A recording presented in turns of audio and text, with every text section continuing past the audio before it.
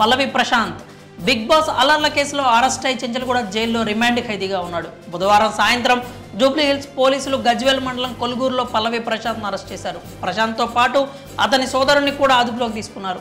December 17న Annapurna studios వద్ద జరిగిన దాడుల ఘటనలో పోలీసులు సుమోటోగా కేసు నమోదు చేశారు. ఆ కేసులో పల్లవి ప్రశాంత్ A1గా ఉన్నాడు. వైద్య పరీక్షల అనంతరం నాంపల్లి కోర్టులో ప్రవేశపెట్టగా న్యాయస్థానం పల్లవి ప్రశాంత్కు 14 రోజుల రిమాండ్ విధించింది. పల్లవి ప్రశాంత్ రిమాండ్ రిపోర్టులో కీలక విషయాలను పోలీసులు వెల్లడించారు. పల్లవి ప్రశాంత్ బయట ఉంటే సాక్ష్యాలను తారుమారు చేసే అవకాశం ఉందనే అనుమానంతో ప్రశాంత్ను రిమాండ్కి ఇవ్వాల్సిందిగా పోలీసులు కోరారు. నాంపల్లి న్యాయస్థానం ప్రశాంత్కు 14 రోజుల రిమాండ్ విధించింది. ప్రశాంత్ ప్రస్తుతం చెంచల్గూడ జైల్లో రిమాండ్ ఖైదీగా ఉన్నాడు. అతని రిమాండ్ రిపోర్ట్లో పోలీసులు కీలక విషయాలు వెల్లడించారు. పల్లవి ప్రశాంత్కు 41 CRPC నోటీస్ ఇచ్చిన తర్వాతే అతన్ని అరెస్ట్ చేసినట్లు పోలీసులు స్పష్టం చేశారు. ప్రశాంత్ పోలీసుల విధులకు ఆటంకం కలిగించినట్లు రిమాండ్ రిపోర్టులో తెలిపారు.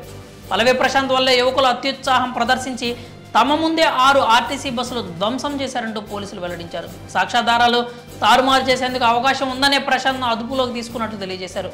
లా అండ్ ఆర్డర్ సమస్యలు తలెత్తే అవకాశం ఉందని ఎన్నిసార్లు చెప్పినా కూడా ప్రశాంత్ వినలేదంటూ పోలీసులు తెలిపారు. భవిష్యత్తులో సమాజం పట్ల బాధ్యత, భయం ఉండాలనే ఉద్దేశంతోనే అరెస్ట్ చేశామన్నారు. 2 కార్లను అద్దెకు తీసుకున్న పల్లవి ప్రశాంత్ అన్నపూర్ణ స్టూడియోస్ దగ్గరకు వచ్చాడన్నారు. ప్రశాంత్ ఉసిగొల్పడం వల్లే అక్కడున్న వాళ్ళు కార్లు, RTC బస్సులు ధ్వంసం చేశారంటూ రిమాండ్ రిపోర్టులో పోలీసులు పేర్కొన్నారు. మరోవైపు పల్లవి ప్రశాంత్ అతని సోదరుడికి బెయిల్ కోసం కోర్టులో పిటిషన్ కూడా దాఖలు చేశారు.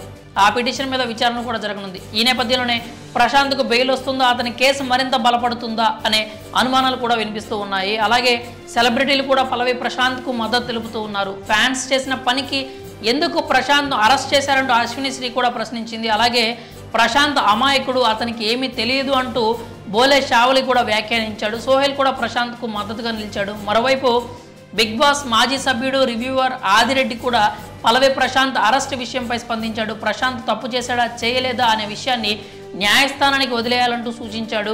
సోషల్ మీడియాలో అతనిపై జరుగుతున్న ట్రోలింగ్ ఆపాలంటూ ఆదిరెడ్డి సూచించాడు. అతని కుటుంబాన్ని చూస్తుంటే బాధేస్తోందంటూ ఆదిరెడ్డి చెప్పుకొచ్చాడు. మరి పల్లవి ప్రశాంత్ను అరెస్ట్ చేయడం, 14 రోజులు రిమాండ్ విధించడంపై మీ అభిప్రాయాలు ఏంటో కామెంట్స్ రూపంలో తెలియజేయండి.